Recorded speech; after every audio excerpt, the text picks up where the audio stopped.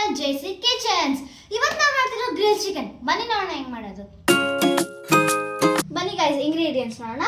2 spoons of corn flower, 1 lemon, curd, ಮತ್ತೆ chicken masala, garam masala, kebab powder, ಉಪ್ಪು, turmeric, chilli powder, ಧನಿಯಾ powder, ಮತ್ತೆ home made ginger garlic paste. ಇದು easy. ಇದು ಹೆಂಗ್ ಗೊತ್ತಾ, ಜಿಂಜರು ಮತ್ತೆ ಬೆಳ್ಳುಳ್ಳಿ ಹಾಕಿ ಅದನ್ನ ಗ್ರೈಂಡ್ ಮಾಡ್ಕೋಬಹುದು ಅಷ್ಟೇ. ಈಗ ನಾವು ಇಷ್ಟು ದೊಡ್ಡ ಬೌಲ್ ತಗೊಂಡು ಇದಕ್ಕೆ 1 kg ಚಿಕನ್ ಹಾಕೊಂಡು ಇಂಗ್ರೀಡಿಯೆಂಟ್ಸ್ ಎಲ್ಲ ಹಾಕಿ ಅದನ್ನ 15 ಮಿನಿಟ್ಸ್ ಮ್ಯಾರಿನೇಟ್ ಮಾಡೋಣ.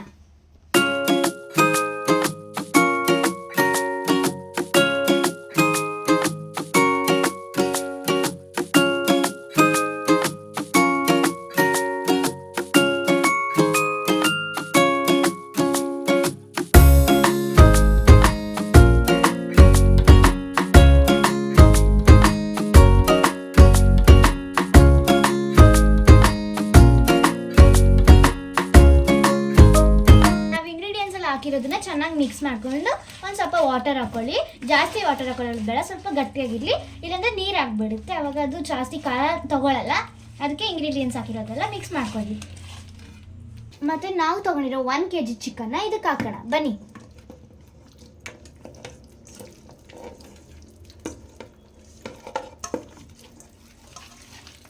ಚೆನ್ನಾಗಿದ್ರೆ ಮಿಕ್ಸ್ ಮಾಡ್ಕೊಳ್ಳಿ.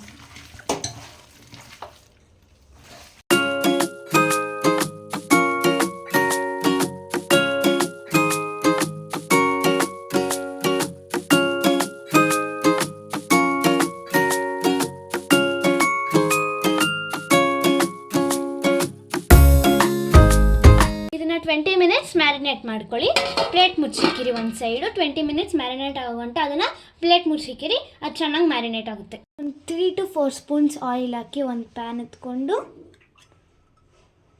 ಹಾಕಿ ಅದು ಸ್ವಲ್ಪ ಬಿಸಿ ಆಗುವಂಟ ಹೈ ಫ್ಲೇಮಲ್ಲಿ ಇಕ್ಕಿರಿ.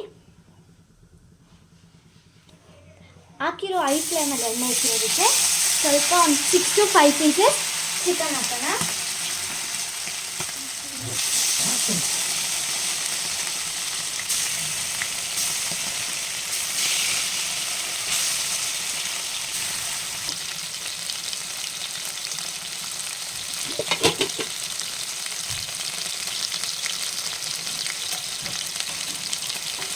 ಅದು ಫ್ರೈ ಮಾಡ್ಕೊಂಡಿರೋದನ್ನ ಗ್ರಿಲ್ ಪ್ಯಾನ್ ಇಟ್ಕೊಂಡು ಸ್ಟವ್ ಮೇಲೆ ಇಕ್ಕಿ ನಾವು ಫ್ರೈ ಮಾಡಿರೋ ಚಿಕನ್ನ ಗ್ರಿಲ್ ಪ್ಯಾನ್ ಮೇಲೆ ಇಟ್ಕೊಂಡು ಅದನ್ನ ಸ್ವಲ್ಪ ಗ್ರಿಲ್ ಮಾಡ್ಕೊಳ್ಳೋಣ, ಬೆಂಕಿಲಿ ಸುಟ್ಕೊಳ್ಳೋಣ.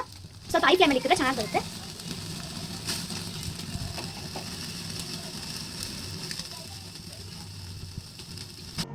ಲಾಸ್ಟಲ್ಲಿ ನಾವು ಗ್ರಿಲ್ ಪ್ಯಾನ್ ಮೇಲೆ ಗ್ರಿಲ್ ಮಾಡಿರೋ ಚಿಕನ್ನ ಒಂದು ಪ್ಲೇಟ್ಗೆ ಹಾಕೊಂಡು ಅದರ ಮೇಲೆ ಸ್ವಲ್ಪ ಕೊರಿಯಂಡರ್ ಲೀಫ್ನ ಅಪ್ಲೈ ಮಾಡಿ ಸಾಸ್ ಹಾಕೊಂಡು ತಿಂದರೆ ಸೂಪರಾಗಿರುತ್ತೆ. Thank you. ಫೈನಲಿ ನಮ್ಮ ಗ್ರಿಲ್ ಚಿಕನ್ ರೆಡಿ ಆಯಿತು. ಬನ್ನಿ ಟೇಸ್ಟ್ ಮಾಡೋಣ. ಇದು ಸಾಸ್ ಜೊತೆ ತಿಂದರೆ ಸೂಪರಾಗಿರುತ್ತೆ. ಸೂಪರ್ ಆಗಿರುತ್ತೆ. ಈ ಥರ ನೀವು ಒಂದ್ಸತಿ ಮಾಡಿ ನೋಡಿ, ಸಾಕಾಗಿರುತ್ತೆ. Thank you.